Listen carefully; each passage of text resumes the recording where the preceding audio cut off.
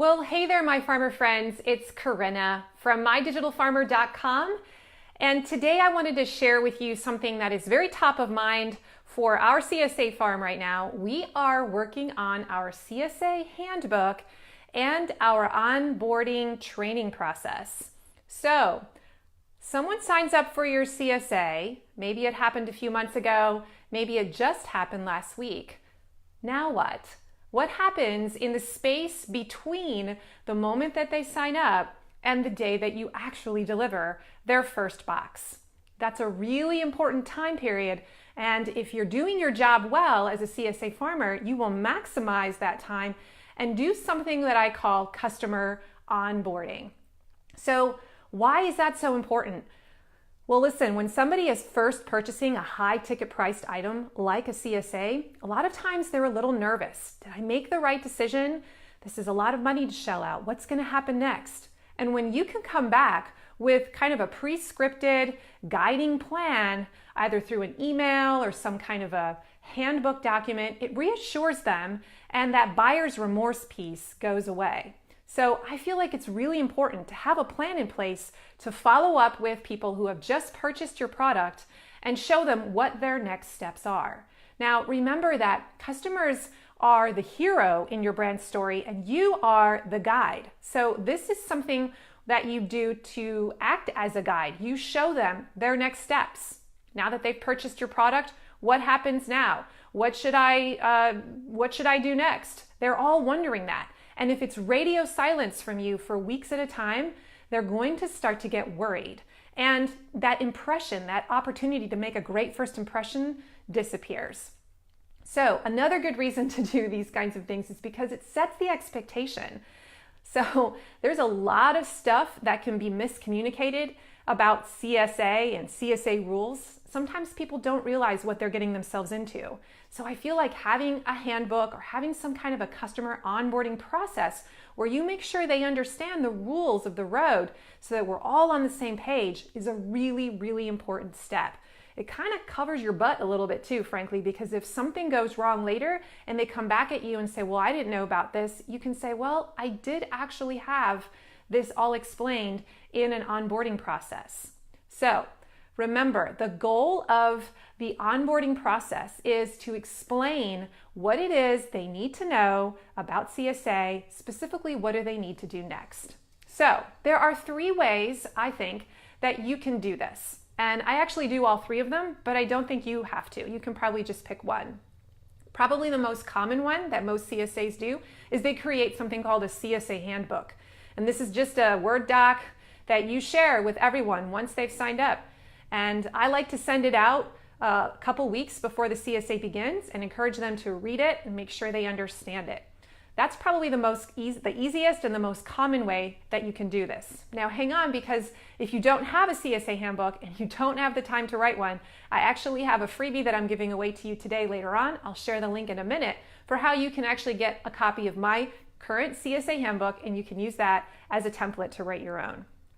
The second way that you can create an onboarding process is what I call an email drip sequence. So this is like a 5 different emails that drip out over the course of a week to 10 days.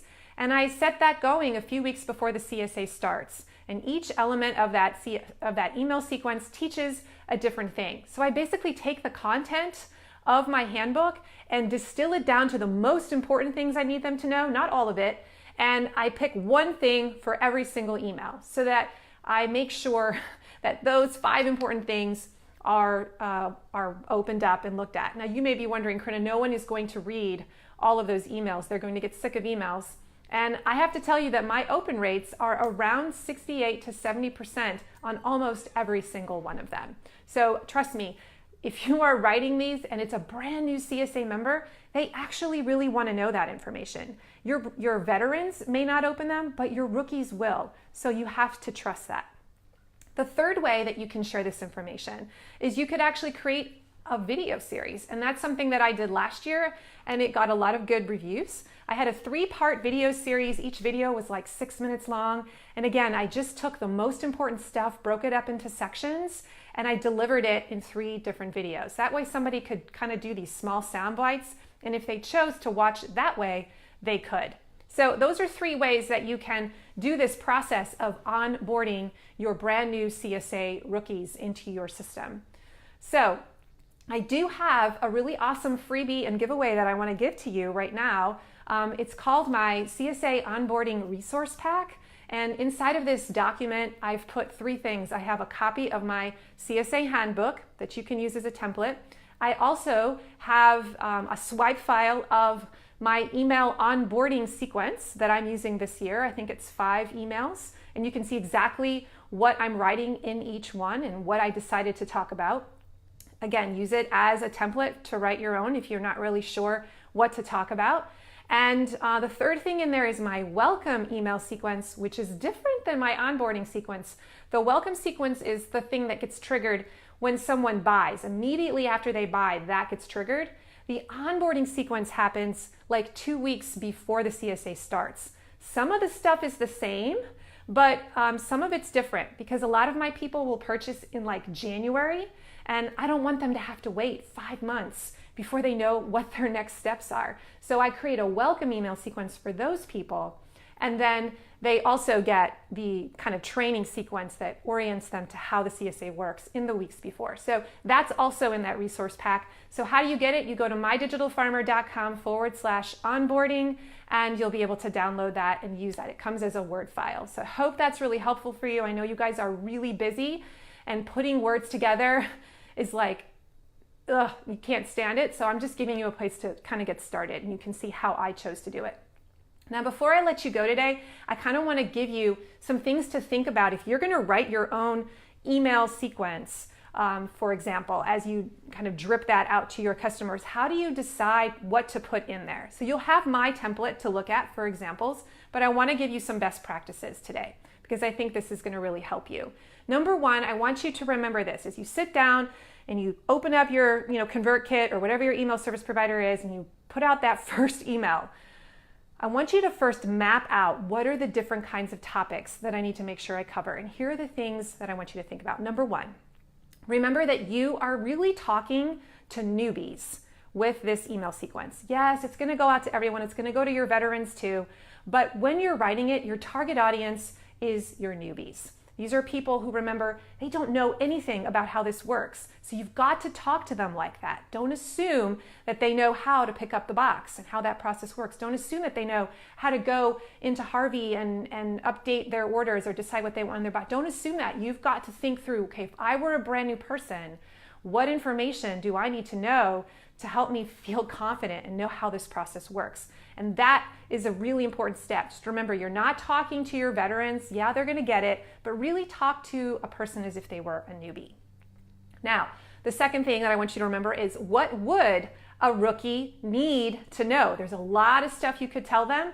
You don't have to tell them everything in this drip email sequence or in this video series, okay? Put all the details in your handbook, but you don't have to spell it all out in like an email sequence. So think about the stuff that's most important. I'm going to give you some examples, okay? Number 1, the most important question they have is, when the heck does it start? So that's probably the very first thing that you should put in the very first email, okay? If they only open 1 email, that's the thing they need to know. Probably like their pickup site times or their order confirmation, like all the details, just reviewing that with them, or if they have a balance due, like that information is also pretty important. When do I pick up? Where do I pick up? How does that work? How do I actually pick up the box? What does the process look like? Kind of walk them through it. If you can make a cheat sheet, great. If not, just give them like the 3 points of contact. Like, hey, you're going to come to the table, give us your name, get your box, grab your extras, put something in the swap box and go. Break it down really simple so that they have a general gist of what to expect when they arrive.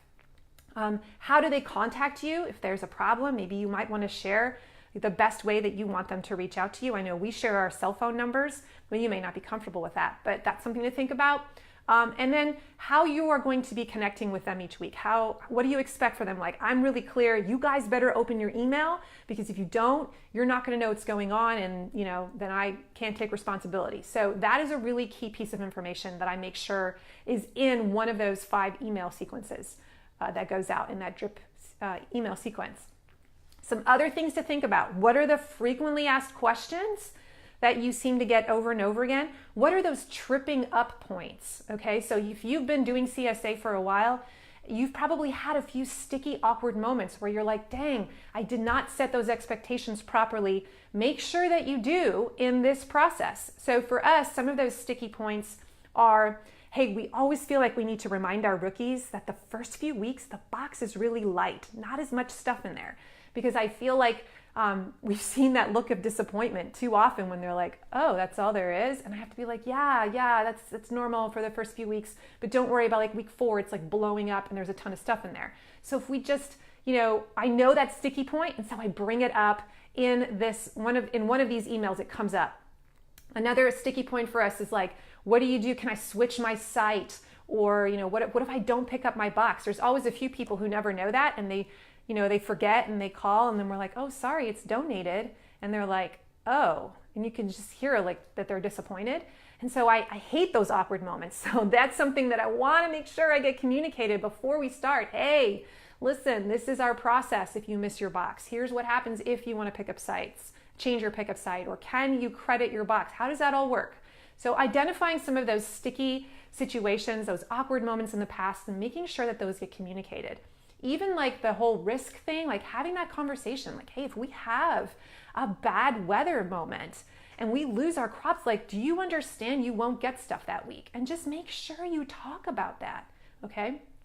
Okay, so those are just some other things that you might want to think about as you're thinking about, like, what do I talk about in these 5 emails? If I had to pick the 5 most important things to bring up, what are they going to be, and put those together, okay? Another thing just to think about as you're building this sequence, another thing you could put in there is some kind of a freebie that gives them a quick win. Okay, so what's going to help them? Do you have something that you could give them?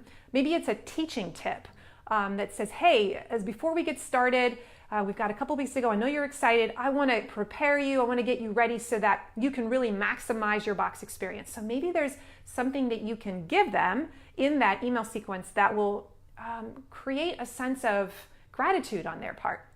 So what does this look like for us? I have a couple of things that I do. Number one, I give them a PDF called the A to Z Vegetable Storage Guide. And this is like a 45-page, what is it? Looks like this. 45-page document, and it's got like all the different pictures of things that might be in their box, how to store them, how to freeze them. And it's gorgeous. And they're like, oh my gosh, this is amazing. And I know that this is a helpful resource to a newbie because that is one of like the really big pain points for them. They don't know how to store stuff. So I want to make sure they learn that their first year. So this is something I just give to them, and I say, hey, if you haven't already gotten this already, I want to make sure that you have this resource. And because it's such a big document and so elaborate and detailed, they're like, wow. And it makes a really good impression on them. Like, this farmer has my back and wants me to succeed. So this is an example of a freebie tool that you can give to somebody, and it creates goodwill and it helps them succeed and become a great customer, right? That's kind of why it's such a great tool. Another thing that we give away sometimes is the Beginner's Guide to CSA, a PDF that I made that just kind of walks through like the secrets, the hacks that I learned from my CSA masters, and I put it all together in one document, and I give that to them. I'm like, hey, here, I'm going to save you 2 years of time of mistakes. Read this, skim it takes you 10 minutes, and this is going to really help you know the most important stuff. So those are examples of like putting something in this email sequence. Maybe make one of them be like a gift that's actually going to be a helpful resource that will help them get to the finish line faster and have a good experience. All right. Another thing is, my final tip is that as you're writing these emails out, be thinking about your calls to action. Every single email should have something that you want them to do in that email. What do you want them to do next? So if you look at the examples that I'm going to give you in my resource pack, you'll see that some of my emails say, hey, I want you to join the Facebook group, because That is a ritual action that's a part of our membership. I want them to go in to the Facebook group and be connecting. I want them to watch the weekly unboxing video that happens in there. So I want them to get in there. So that is something that I bring up. That's like the one call to action in one of my emails. Join my Facebook group. Here's the link.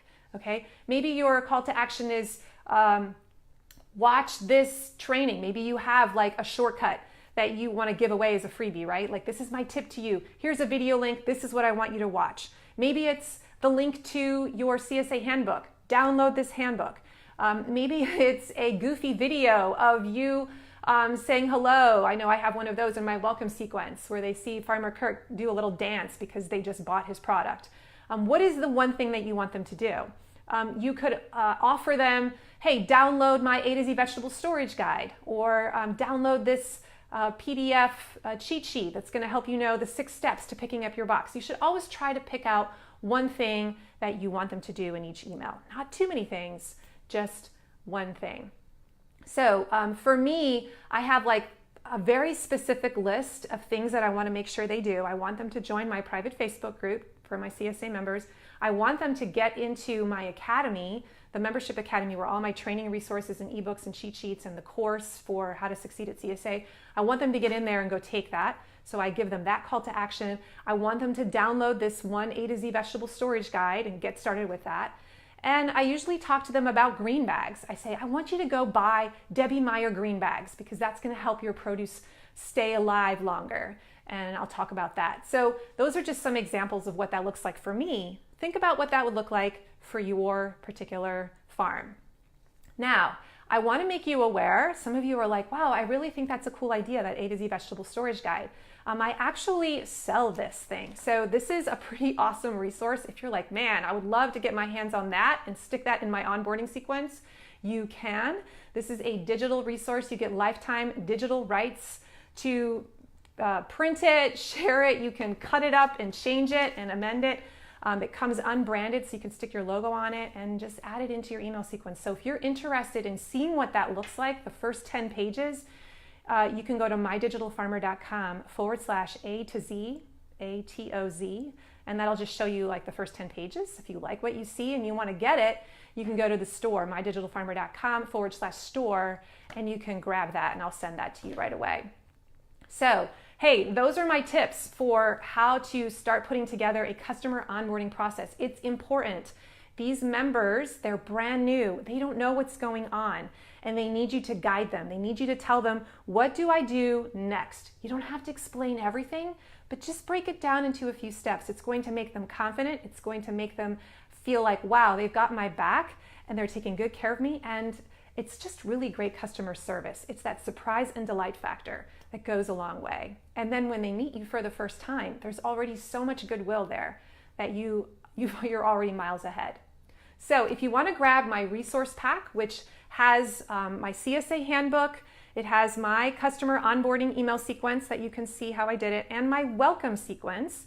If you want to get that, you can go to mydigitalfarmer.com/onboarding and download it. It's my gift to you. Use it as a template, as a guide, as you build out your own customer onboarding process.